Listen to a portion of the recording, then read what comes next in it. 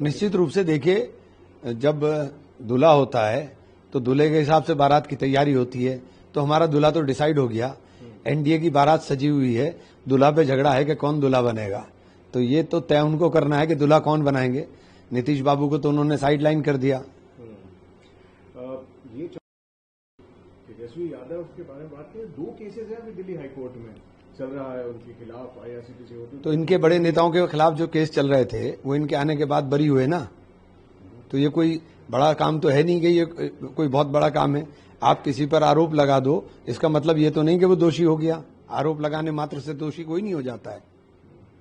पहले की बात करते हैं, सम्राट चौधरी जो उप मुख्यमंत्री भी हैं, उन्होंने कहा कि लालू यादव पहले सीएम फेस की बात कर रहे थे महागठबंधन के, गुंडागर्दी के कारण उन्हें मिलता था क्योंकि कांग्रेस उन्हें 6 देती थी। अब ये है कि उन्होंने फिर वो अपने बारे उनके अपने बारे में क्या ख्याल है उनका, उनके ऊपर कितने केस हैं, पहले वो ये बता दें कि उन्होंने कितने गुंडागर्दी की है। और वो उस गुंडागर्दी को, जिसको दौर को बता रहे हैं, उस गुंडागर्दी के अंदर तो वो खुद शामिल रहे। अगर वो गुंडागर्दी थी, उनके पिताजी शामिल रहे, वो शामिल रहे।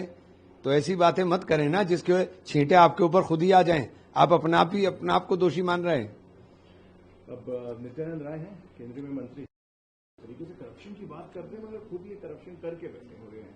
और वैसे ही चीज तेजस्वी के ऊपर जो करप्शन के चार्जेस लगे हैं, वो कैसे बात कर सकते हैं करप्शन के ऊपर एक्ट नहीं? करप्शन के ऊपर एक्ट तो हमने ही किया है, आपने तो किया ही नहीं आज तक। जितना भी करप्शन पर एक्ट हुआ है वो यूपीए गवर्नमेंट में हुआ। आपने तो बिल्कुल ऐसा कर रखा है कि आप पाक साफ चल रहे हैं। ये सारे घोटाले सब जो आप करे हुए हैं, ये सब धीरे धीरे परत खुल रही हैं, सब सामने आ रहा है। जिस तरीके से कृष्णा अलीवर, कांग्रेस के वर्कर्स ही प्रोटेस्ट कर रहे हैं टिकट डिस्ट्रीब्यूशन को लेके बिहार इलेक्शन में, और कांग्रेस के वर्कर्स ही कह रहे हैं हमें पार्टी से कोई दिक्कत नहीं है, इंचार्ज से दिक्कत है। ये तो सब चीजें देखिए, जब एक इलेक्शन में होता है उसके अंदर किसी को टिकट मिलता है, किसी को नहीं मिलता है, तो ये इतना थोड़ा बहुत असंतोष तो सब जगह चलता है। वो कोई एक नॉर्मल पार्ट है, वो कोई ऐसी बड़ी चीज नहीं है। पप्पू यादव, एक नीतीश कुमार महागठबंधन में तो स्वागत है क्योंकि बीजेपी उनको पीछे से छुरा घोंप सकता है, और नीतीश कुमार का महागठबंधन पीछे से छुरा कहां घोंप रही है बीजेपी उनको? वो तो आगे से बोल रहे हैं, होम मिनिस्टर के विधायक दल के अंदर तय करेंगे। लास्ट स्ट्राइक रेट देख लीजिए, बीजेपी ने जितने लड़ी थी कितने जीती थी, और नीतीश बाबू ज्यादा लड़े तो उसके बाद भी कम जीते थे। तो उनका लास्ट स्ट्राइक रेट देख लीजिए। ये तो एचएम ने कोई पीछे से छुरा नहीं घोंपा, उन्होंने तो सामने से बता दिया कि अपनी हैसियत में रहो, हम तुम्हें नहीं चुपने वाले हैं।